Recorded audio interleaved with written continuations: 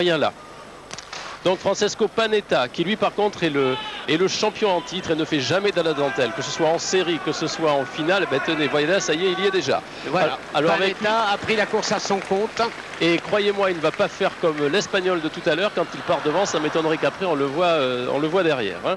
Donc Francesco Panetta, champion du monde à Rome, dans une course qui nous avait émerveillé tant il l'avait dominé. Il était passé en tête même pas après 1 kilomètre de course et on ne l'avait plus jamais revu. Il n'y a même pas eu de suspense. Il avait été porté par toute l'Italie. C'était à Rome, ces championnats du monde. Et effectivement, c'est un athlète qui est très sympathique quant à sa manière de courir. Il prend toujours ses responsabilités avec un style un peu heurté de bûcheron, un style volontaire. Francesco Panetta, nous aurons l'occasion d'en reparler très longtemps, croyez-moi.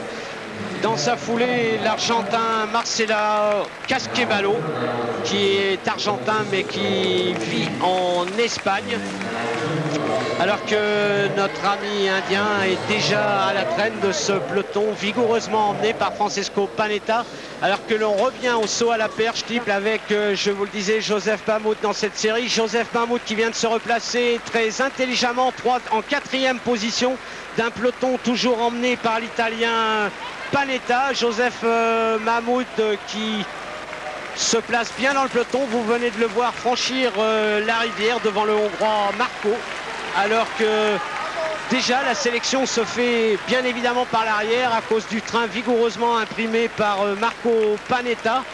Il va rester 3 tours, c'est-à-dire environ 3 minutes 30 de course aux concurrents du 3000 mètres steeple. Je dis cela pour Paris qui souhaite l'antenne pour le journal.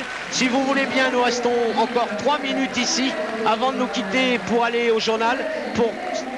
C'est impossible, dit-on.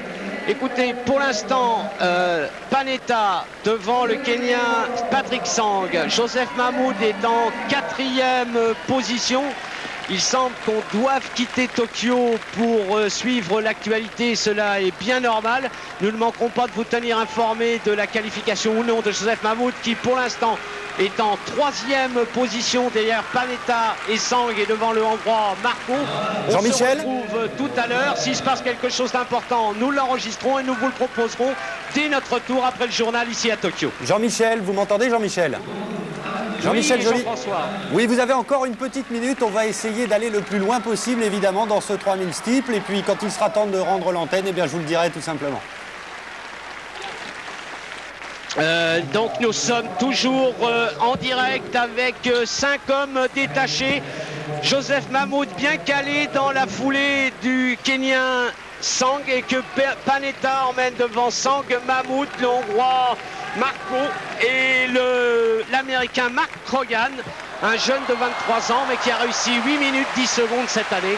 Oui, en tout cas, il faut saluer le retour de Joseph Mahmoud. Bon, on va pas le saluer trop tôt, Joseph, il n'est pas encore qualifié, mais c'est vrai quand même qu'on ne peut pas ne pas saluer celui qui est le seul Européen à faire, obstacle au pouvoir, à l'omniprésence du Kenya sur le 3000 mètres steeple. Dans les bilans mondiaux. Dans les bilans mondiaux, bien évidemment. Joseph qui a eu beaucoup de petits problèmes de santé ces dernières années et qui, aujourd'hui, s'il pouvait encore aller dans une finale mondiale, serait parfaitement récompensé de ses efforts et pourquoi pas une médaille aussi, car on n'est jamais fini.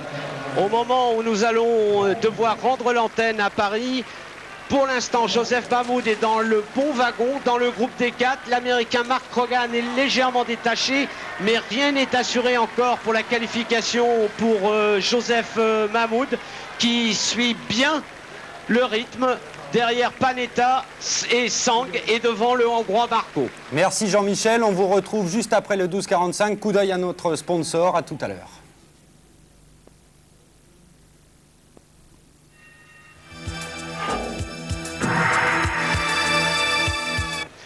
Andrew Valmont à la 1, Mark Gardner à la 2, Black à la 3, Petit Gros à la 4, Everett à la 5, Hernandez à la 6, Takano à la 7, Maurice à l'extérieur. Le réalisateur a choisi Danny Everett.